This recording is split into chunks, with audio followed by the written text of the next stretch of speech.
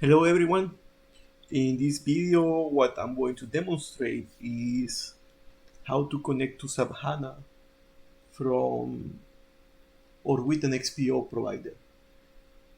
Basically at the moment I'm running SAP HANA in a virtual machine here. So if I go and see if the IDE is running, you will see that it's running and is in that address. It takes some time for that. I mean the machine is quite heavy machine. I mean the virtual machine. It requires like 16 gigabytes of RAM just to turn it on.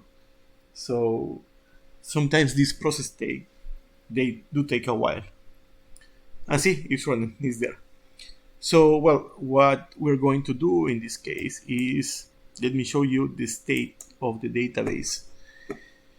Here I'm connected to system, and as you can see, there's basically no tables here. So here I have my this is my XPO project. I've been working on the configuration of the SAP HANA provider. Well, I'm creating the SAP HANA provider for XPO. So this is just a video to demonstrate that it is possible to do that.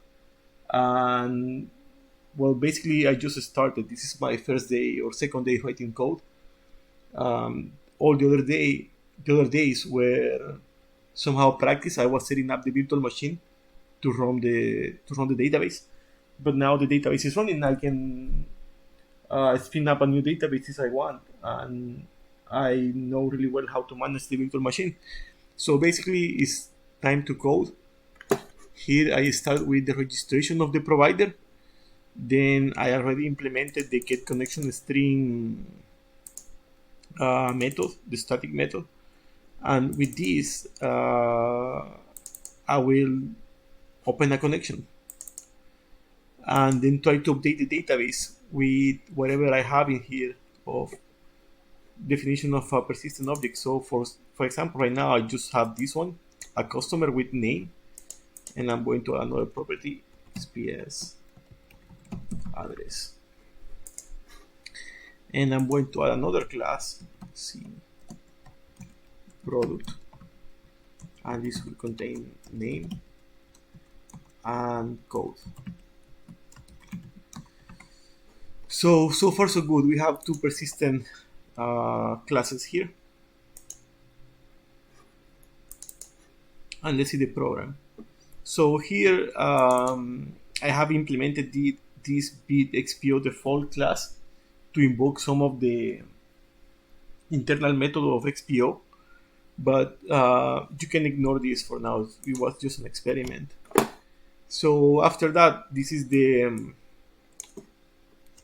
code that you will use to update a database with XPO. So it's quite easy. You use the connection string, then set the auto create options to database and schema.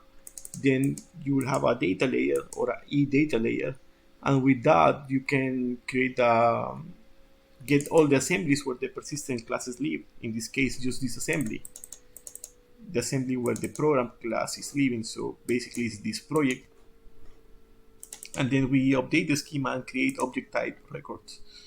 So far, this is what I have implemented. So it will just create a connection to the database and create the tables. But that's it. That's what I did just this morning, and I will continue making the example better and making it work. I'm just trying to dedicate a little bit of my time every day to make it work, and soon, in less than 1 month, I think this provider will be working. So let's run this.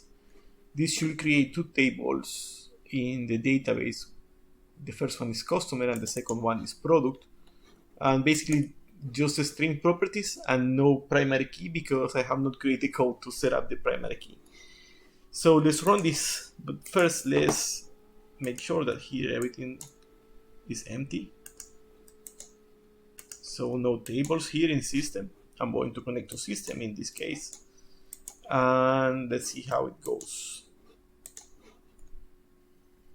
First I'll do this one and then the second one.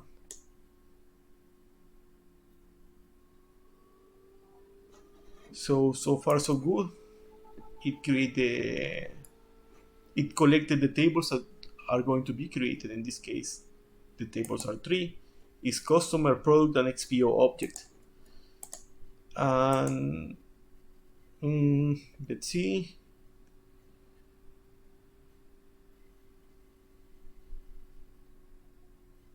It looks like the table is created already, so um, maybe was trying to set up the primary key in this case. But let's run this and see. We have the tables. We have the OID, the name, the address, and then everything else looks fine. And let's do the same for product. Name, code, varchar 100, because I have not defined the length of the string. So basically, I just need to implement all the virtual methods that are needed to create a database and create all the objects. And then I need to create a code that will check if the objects already exist. How can you extend it? Like, for example, adding a new property. But so far, so good. I'm able to create at least classes. They don't have a primary key at the moment. Let's see. Yeah, they don't. See, customers is the same. So I need to add that part. And basically, that's how far I got at this moment. But every day I will be posting just a little bit on how the progress is going. If you have any doubts or idea for this connector, just let me know.